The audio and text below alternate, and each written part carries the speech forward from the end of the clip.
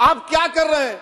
अरे ऐसे हजारों लोग हैं जिन पर जुल्म हो रहा है, ना उनके पास दलील है, ना उनके पास वकील है, ना उनके पास आजादी है। तो ये तीन सर मैं आखिर एक लव ये तीनों कवानीन हमारे मुल्क की जमहूरियत के लिए, इन गरीब तबकात के लिए नुकसानदेह साबित होगा। और ये सरकार को मैं चार्ज दे रहा हूं, आप चेक रिपब्लिक में निखिल गुप्ता बैठा है, लेके आओ ना उसको। कुलभूषण यादव पाकिस्तान में बैठा है, लेके आओ ना। कतर में हमारे फौजी बैठे, लेके आओ ना उनको। अरे कहां तुम्हारी देशभक्ति है? अरे निखिल गुप्ता को लाओ, इस कानून में इस्तेमाल करो, मगर वो नहीं बोलेंगे। मैं इस कानून के मुखालिफत में खड़ा हूं जो भारत की जमहूरियत के लिए खतरा बनेगा। सर, मैं शुरुआत में इस शेर से आगाज करता हूं अपनी बात का कि हमको शाहों की अदालत से तवक्को तो नहीं, आप कहते हैं तो जंजीर हिला देते हैं। सर, ये तीन फौजदारी के कवानीन खुद मुजरिमाना है। ये जुर्म की रोकथाम से ज्यादा हुकूमतों के जराइम को कानूनी शक्ल देने के लिए बनाए जा रहे हैं।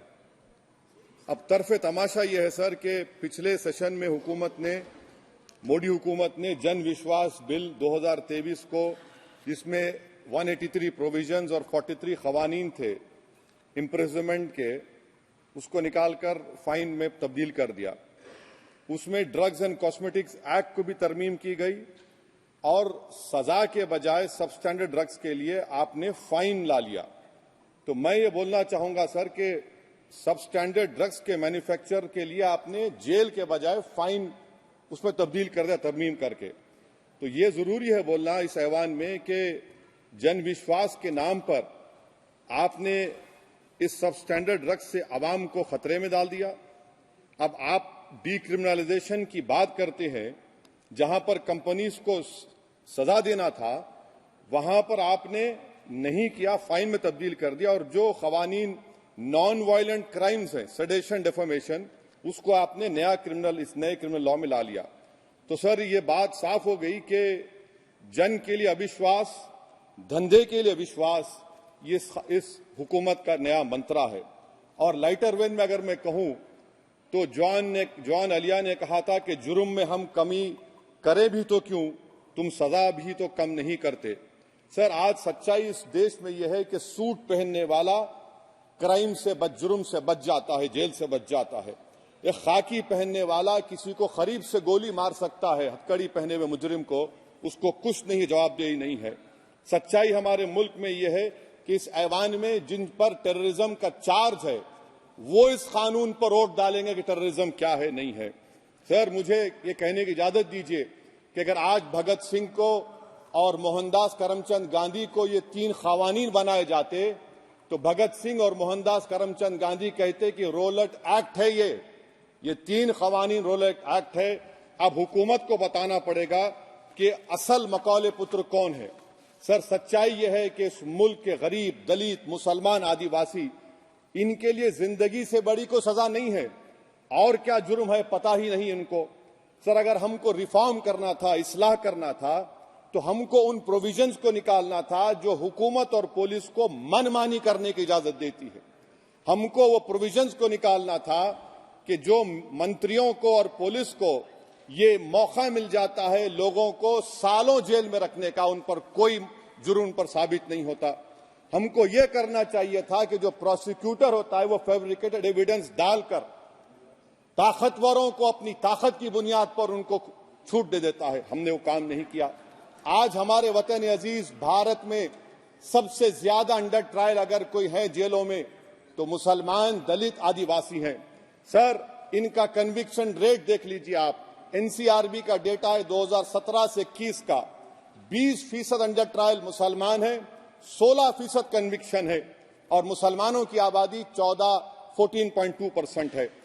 प्रिवेंटिव डिटेंशन यदि जिसको इस्तेमाल किया जाता है जुडिशियल प्रोसेस को सबवर्ट करने के लिए और फेयर ट्रायल को सबवर्ट करने के लिए, आज भारत की जेलों में 30% डेटेन्यूज मुसलमान हैं। उत्तर प्रदेश में 2017 में 33% मुसलमान डेटेन्यूज थे। आज 83.9% उत्तर प्रदेश की जेलों में मुसलमान डेटेन्यूज है। सर, एक और मिसाल दे रहा हूं, CSDS की रिपोर्ट है, थिंक टैंक है बहुत बड़ा, जो कहता है कि they have found substantial prejudice against Muslim the police force. Bihar, Maharashtra, Uttarakhand, Jharkhand, 2/3 of the surveyed police personnel believe that Muslims were more inclined to violence than members of the communities. ये empirical evidence है। इसी रिपोर्ट में कहा गया कि 35% जिन police के अहदेदारों का सर्वे किया गया, उन्होंने मॉब वायलेंस को नेचुरल करार दिया, खास तौर से उन केसों में जहां पर काउ स्लॉटर होता है। सीजेपीएपी का इन्वेस्टिगेशन रिपोर्ट है सर कि कोविड-19 के दौरान जिन लोगों 25% मुसलमानों का अरेस्ट किया गया था, ये बायसनेस नहीं है तो क्या है? मध्य प्रदेश में मुसलमान 7% के करीब है और 21% मुसलमानों का नाम सर एफआईआर में डाल दिया गया था। सर प्रोजेक्ट 39 ने नेशनल लॉ यूनिवर्सिटी ने उन लोगों का सर्वे किया जिन पर सजाए मौत दी गई। हैरत अंगेज बात यह है कि सर 76% बैकवर्ड क्लास, दलित और रिलीजियस माइनॉरिटी से ताल्लुक था। कितने दलित और एसटीज डेथ रो पर हैं सर? महाराष्ट्र में 50%।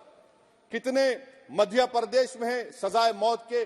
36% दलित और आदिवासी। कर्नाटका में 36%, बिहार में 31%, झारखंड में 30%, गुजरात में 19 लोग जो सजाए मौत के इंतजार में हैं, 15 मुसलमान हैं। केरल में 60% जो सजाए मौत के मुलजिम है रिलीजियस माइनॉरिटीज है। सर आखिर इस देश में कब तक ये चलता रहेगा कि अनस्पोकन रिजर्वेशन उन लोगों के लिए उनके पास पूरा पॉलिटिकल पावर है और एक अनस्पोकन रिजर्वेशन है दलित, मुसलमान, आदिवासियों के, इनको जेल में रहना पड़ता है? कि आखिर ये कैसे मुमकिन है सर कि आलाजात के जो अक्सरियती तबके के लोग हैं उनके पास सियासी ताकत है, माशी ताकत है, सोशल ताकत है और मुसलमान और दलित आदिवासी जेलों में पड़े रहते हैं? अरे अगर आप 3 कानून लाकर इस्लाह कर रहे हैं तो कौन सा इस्लाह है? आप तो ताकतवरों का रिफॉर्म कर रहे हैं, गरीबों को इससे क्या फायदा हो रहा है? तो जैसा अंग्रेजी में कहा गया था कि the cure is dangerous than the disease. Sir अब आप आ जाइए BNSS पर, क्लॉज 187 डिटेंशन का पीरियड देख लीजिए सर 187(3) में, यानी 15 दिन से ज्यादा आपको मुश्किल है प्रेजेंटली। अब आपने प्रोविजन दे दिया कि 90 दिन तक आप कभी भी 5 दिन का, 6 दिन का, 10 दिन का, यानी 90 दिन तक किसी को बेल नहीं मिलेगी। और हैरत अंगेज बात यह है कि यूएपीए के कानून में जिसको जेल में डाला जाता है यूएपीए में, 30 दिन के बाद एक सुपरिटेंडेंट ऑफ पुलिस को कोर्ट में एफिडेविट देना पड़ता है कि क्यों आप पुलिस कस्टडी ले रहे हैं जेल से। आपने वो भी निकाल दिया। यानी जिस किसी को भी आप इस कानून में अरेस्ट करेंगे, यूएपीए से ज्यादा मैं 90 दिन जेल में रहूंगा। और कौन रहेगा जेल में? मुसलमान रहेगा, दलित रहेगा, आदिवासी रहेगा और बेल उसको नहीं मिलेगी। तो ये खुद सुन लीजिए, तो यानी कन्विक्शन नहीं होगा, ना बेल मिलेगी क्योंकि पुलिस कस्टडी है। ये कानून में है सर, आप मुझे करेक्ट कर सकते हैं। अच्छा, डीके बासु के गाइडलाइंस को आपने अडॉप्ट नहीं किया। क्लॉज 53(1) आप ये भी नहीं कह रहे कि भाई कौन उसको एग्जामिन करेगा, तो discretion of the medical practitioner. अरे आप ये पुलिस में जब जाते हैं तो पुलिस इतनी खातिर तवाजो करती है कि तलवों से लेकर जिस्म तक पूरे निशानात उसके जिस्म पर रहते, और आप कह रहे हैं कि मेडिकल प्रैक्टिशनर डिस्क्रेशन करेगा तो होगा। अब आप आ जाइए सर इसके ऊपर आपको बता रहा हूं सर। अब आप देखिए क्लॉज 187 तो आपके सामने जिक्र कर दिया मैं सर। अब आप देखिए क्लॉज 472 मर्सी पिटीशन, आर्टिकल 79 और 161 का कॉन्स्टिट्यूशन का हिस्सा है, और ये आप कानून लाकर कहती हैं कि उसकी तरफ से मर्सी पिटीशन डालेगा तो कन्विक्ट, लीगल है, अदर रिलेटिव। सर जो सजाए मौत काटेगा वो तो आधा पागल हो जाता है जेल में। आप थर्ड पार्टीज को मौका नहीं दे रहे। ये कौन सा इंसाफ है बताइए आपका? ये कौन सा इंसाफ है आपका? और फिर सर आप ये बताइए कि थर्ड पार्टीज को बाहर कर रहे हैं। अच्छा, कितना टाइम आप दे रहे हैं? कितना टाइम आप दे रहे हैं कि सुप्रीम कोर्ट के रिजेक्शन ऑफ एसएलपी के बाद 30 दिन और गवर्नर के रिजेक्शन के बाद 60 दिन? ये कैसा इंसाफ होगा सर? सुप्रीम कोर्ट ने कहा कि multiple mercy petitions can be filed, आपने उसको भुला दिया। अच्छा सर, अब आप एक और बात देख लीजिए।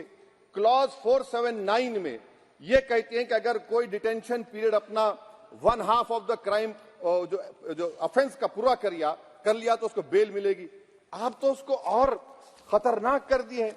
आप ये कहते हैं, उसमें ये कहते हैं सर, यहां पर आपने कह दिया क्लॉज 187 में, सॉरी सर, ये डिटेंशन मल्टीपल क्लॉज 479 में अगर एक से बढ़ के ज्यादा ऑफेंस होगा या ऑफेंस होगा लाइफ इम्प्रिजनमेंट का या पेंडिंग होगा तो उसको बेल नहीं मिलेगी। अरे हम तमाम तो ऋषिकांत दुबे आप पर जब केस लगा, आपने कहा कि आपकी गाड़ी पर हमला हुआ, मैं जानता हूं, आप पर तो एक सेक्शन नहीं लगा, कई सेक्शन आप पर लगा दिए गए, तो फिर मुझे बेल नहीं मिलेगी। ये क्या कर रहे हैं आप, किस लिए कर रहे हैं आप अंदाजा भी लगा रहे भाई आज आप वहां बैठे, कल आएंगे इंशाल्लाह, फिक्र मत करिए। पावर इटर्नल नहीं होता, ये तो कुदरत का निजाम है कि जो गंदगी करता है तो उनके लिए किसी और को मौका मिलता है, मगर आपको आना पड़ेगा एक दिन। आप ये गंदगी कर रहे हैं। अच्छा सर ये बताइए कि हमने आप किसको कितना पर्सन्स वर पेंडिंग प्रोसीडिंग्स इन मोर देन वन ऑफेंस, और चार्जशीट में कई आते हैं। यानी जब हम पर केस बुक होता है सर तो फूल का गुलदस्ता आता है, हर सेक्शन होता है उसमें, तो मुझे बेल नहीं मिलेगी। तो ये एक बात है सर। फिर आप आ जाइए सर, मैं आपको बताना चाहूंगा सर, यहां पर आपको सॉरी सर ये इतना बड़ा बिल है। फिर आप टेररिज्म पर सर, बीएनएस का टेररिज्म सर, ये बड़ा ही डेंजरस आपने खतरनाक आपने काम किया है। इससे दहशतगर्दी का मुकाबला नहीं होगा, सिविल लिबर्टीज खतरे में पड़ जाएंगे। और सबसे बड़ी बात तो यह है सर, इसमें आपने नोटिफाई करेंगे किसी को टेररिस्ट, कोर्ट क्यों नहीं करेगा, पुलिस वाला कैसे करेगा मुझे टेररिस्ट नोटिफाई, किसी ऑर्गेनाइजेशन को टेररिस्ट घोषित कर देंगे। तो ये खुद सेपरेशन ऑफ पावर्स का वायलेशन है, जुडिशियल इंडिपेंडेंस का वायलेशन है और इंदिरा गांधी वर्सेस राजनारायण केस का वायलेशन है। तो ये मोदी सरकार जुडिशरी के पावर्स को छीनकर खुद जज जूरी एग्जीक्यूशन बन रही है। किसी शायर ने बड़ा अच्छा कहा था सर, वही कातिल वही मुखबिर वही मुंसिफ ठहरे। सर मैंडेटरी वीडियो रिकॉर्डिंग आपने कहा कि जिस जगह पर इस प्लेस पर सर्च होता है वीडियो रिकॉर्डिंग की, मैं ये कहता हूं कि जब मेरा अरेस्ट होगा वीडियो रिकॉर्डिंग करिए, क्यों नहीं करते आप? जब मेरे घर पर पुलिस आती है वीडियो रिकॉर्डिंग करिए, जो मैं पुलिस को देता हूं उसकी वीडियो रिकॉर्डिंग करिए, विटनेस स्टेटमेंट होगा क्लॉज 183 में उसका वीडियो रिकॉर्डिंग करिए। क्यों नहीं आप पैसे देते कि हर पुलिस वाले के जिस्म पर एक वीडियो रिकॉर्डर हो और एक्यूज को मिलना चाहिए, आप नहीं मिलता एक्यूज को। हाँ आपको नहीं है, मैं जानता हूं। क्लॉज 250 और 262 सर इनकंसिस्टेंट है। तो क्लॉज 250 में 60 डे टाइम लिमिट है डिस्चार्ज के लिए। अगर एक्यूज को कागज नहीं मिलता है, हम सब जेल में गए, मैं कई मरतबा जेल में गया हूं, ससुराल में इतना नहीं गया जितना जेल को जाने का मुझे मौका मिला, चाहे कांग्रेस की तेलुगु देशम की हुकूमत रही है। ससुराल कहते हैं कुछ लोग। क्लॉज 262 है, क्लॉज 262 में डिस्चार्ज एप्लीकेशन है, वो फ्रेमिंग ऑफ चार्जेस के बाद डाल सकते हैं। ये it defeats the purpose. What is the discharge application which is to prevent police from using delay tactics? Discharge always precedes framing of charges. आप मैं उस वक्त तक डिस्चार्ज नहीं डाल सकता जब तक कि वो नहीं होगा। अच्छा क्लॉज 251 263 देखिए sir, time limit for framing of charges in cases of session trials 60 days of first hearing charges, warrant charges should be 90 days। मगर आपने क्या किया, होशियारी देखिए, बर्बाद करने का कहानी। 193(9) डाल दिया आपने, Can it prescribes a 90-day time limit for further investigation? For further investigation, what will happen when supplementary charge sheet are put? Will the accused be acquitted? क्या मुझे छोड़ देंगे आप? क्या कोई time like this is a dead letter? यानी आप तो पूरे का पूरा सिविल राइट्स लिबर्टीज बोलिए सब छीन ले रहे। अच्छा सर इसमें आपने लिंचिंग का एक कानून बनाया बीएनएस में, सेक्ट क्लॉज 103 में। अब आप इसमें देखिए सर, लिंचिंग कब हो सकता है? जब आप ये बताएंगे कि ये पर्सनल बिलीफ पर मारा गया, किसी को जेंडर पर मारा गया, कास्ट पर मारा गया। सर आप तो एक्यूज को तो मौका दे रहे हैं छोड़ने के लिए, आप तो एक्यूज को मौका दे रहे हैं। अच्छा पर्सनल बिलीफ में रिलीजन क्यों नहीं लिखते भैया आप?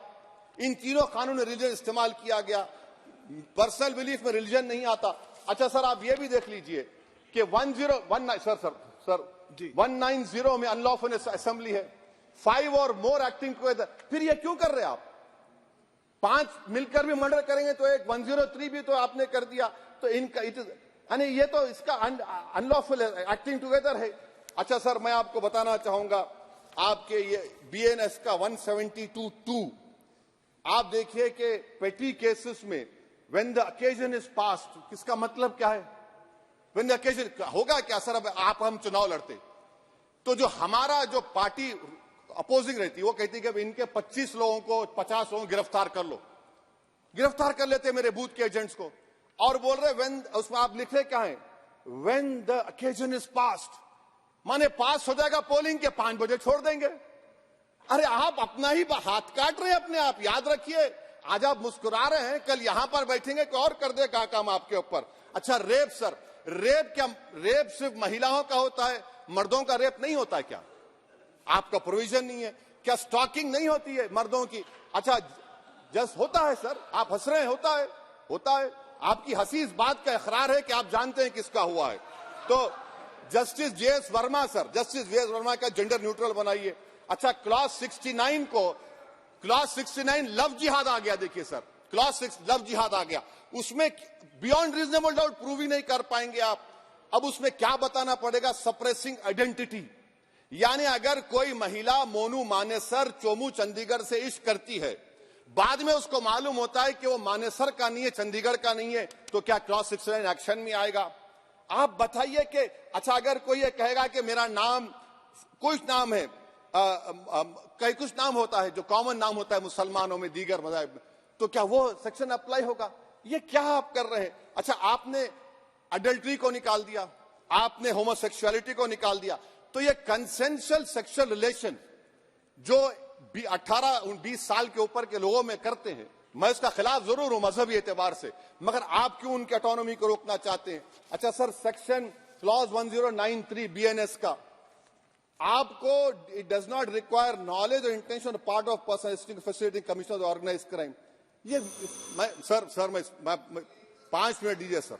सर बीएनएस का सेडेशन पे देख लीजिए, सेडेशन को आपने दोबारा ला लिया, लफ्ज सेडेशन इस्तेमाल नहीं किया आपने। 3 साल से 7 साल आपने सुप्रीम कोर्ट को अंडरटेकिंग दी थी कि प्रोविजन नहीं लाया जाएगा।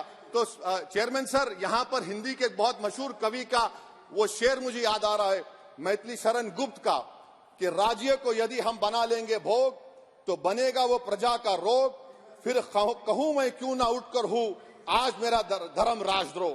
कार्ल मार्क्स ने कहा था sir, history repeats itself first as a tragedy, second as a farce. आप क्लॉज 195 1D देखिए, it criminalises the making of publication of false and misleading information jeopardising sovereignty integrity of India. Vague है, यानी जो कोई भी पत्रकार investigative journalism लिखेगा आप उसको इस्तेमाल कर लेंगे और जेल की सलाखों में उसको डालकर आप सड़ा देंगे। सर मैं आपको और एक बात बताना चाहूंगा कि रैश एंड नेग्लिजेंट एक्ट जो आईपीसी में था 2 साल थे 304, आप उसको बढ़ाकर 5 साल कर दिए 1061 में बीएनएस 1 में, और rash and negligent driving 304 IPC में था 2 साल की सजा, आपने 10 साल कर दिया। ये क्रिमिनल जुरिस्प्रूडेंस का हिस्सा नहीं है। अच्छा क्रिमिनल ऑर्गेनाइजेशन, उत्तर प्रदेश में यूपी गैंगस्टर एक्ट में एक चार्जशीट में गैंगस्टर एक्ट लगता। सर आप बताइए फिर यूएपीए का क्या होगा, पीएमएलए का क्या होगा, महाराष्ट्र मकोका क्या क्या होगा, गुजरात के कोका क्या क्या होगा? आप ये सब कानून रख रहे हैं और एक पुलिस वाले को आप ये तमाम कानून की इजाजत देंगे? याद रखिए, जिंदगियां बर्बाद करने का काम आप कर रहे हैं और सबसे बड़ा इसका नुकसान होगा। किसका नुकसान होगा? दलितों का, मुसलमानों का, आदिवासियों का। और वो पॉलिटिकल पार्टीज जो कल आज सत्ता में है, कल नहीं रहेंगे, वो बदले की भावना से काम करते हैं। सर मुझे पुलिस ने पीटा सर, 1999 22 दिसंबर को मेरे सर पर 20 टाके लगे, पीठ से लेकर पैर तक मारा गया। आपको मालूम सर क्या हुआ? तेलुगु देशम की सरकार थी, उन्होंने उन दोनों पुलिस वालों को जिन्होंने मुझे मारा था उनको आईपीएस कन्फर कर दिया। आईपीएस अरे मैं तैयार हूं मरने के लिए, तुम मारोगे क्या? बोलो कहां मारोगे बताओ? अरे तुम कहां मारोगे? तुम्हारी गोलियां खत्म हो जाएंगी, मैं जिंदा रहूंगा। अरे तुम्हारी गोली डरने वाला बैठो तुम, अरे चप्पन देके बैठो तुम। प्लीज प्लीज आप बैठ जाइए। टेररिज्म का देखिए सर, आप बैठ जाइए प्लीज। यूएपीए का सर मैं खत्म कर, टेररिज्म उनको रोकिए sir. Okay okay please sit down. हाँ तुम गोली मार सकते, सस्पेंड नहीं कर सकते और कुछ नहीं कर सकते सर। टेररिज्म का डेफिनेशन में आप देखिए, यूएपीए का सेक्शन 16, यूएपीए का सेक्शन 16 क्लॉज 113 में आ गया। यूएपीए का सेक्शन 15 क्लॉज 131 में आ गया। देख लेंगे उसको, देख लेंगे। यूएपीए का आपत्तिजनक अंश निकाल दिए जाएंगे। यूएपीए का प्लीज, क्लॉज प्लीज। 18 113(4) में आ गया। यूएपीए का क्लॉज 18 113(3) में आ गया। यूएपीए का क्लॉज 20 113(5) में आ गया। यूएपीए का सेक्शन 19 113(6) में आ गया। अरे भाई साहब, फिर क्या बचा है? आप यूएपीए से, मकोका से, गुजरात कोका से, पीएमएलए सब ला लिए। तो स्पीकर सर, मैं अपनी बात को खत्म करने से पहले मैं उम्मीद कर रहा था कि मैंने वजीर दाखिला का एक स्टेटमेंट सुना था अमित शाह साहब का कि जब गुजरात के होम मिनिस्टर थे तो उन पर जुल्म किया गया, उनको दबाया गया। मगर हम ये समझ रहे थे कि जिस शख्स पर नाइंसाफी हुई है, जो वो क्लेम कर रहे हैं, तो कम से कम वो दूसरों से नाइंसाफी तो नहीं करेंगे। आप क्या कर रहे हैं?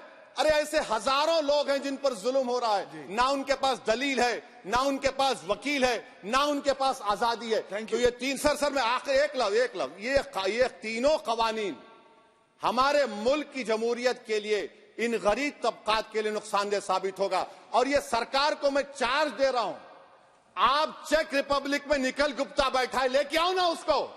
कुलभूषण यादव पाकिस्तान में बैठा है, लेके आओ ना। कतर में हमारे फौजी बैठे, लेके आओ ना उनको। अरे कहां तुम्हारी देशभक्ति है? अरे निखिल गुप्ता को लाओ, इस कानून में इस्तेमाल करो। मगर वो नहीं बोलेंगे। मैं इस कानून के मुखालिफत में खड़ा हूं जो भारत की जमहूरियत के लिए खतरा बनेगा। शुक्रिया सर। श्री पुष्पेंद्र सिंह चंदेल।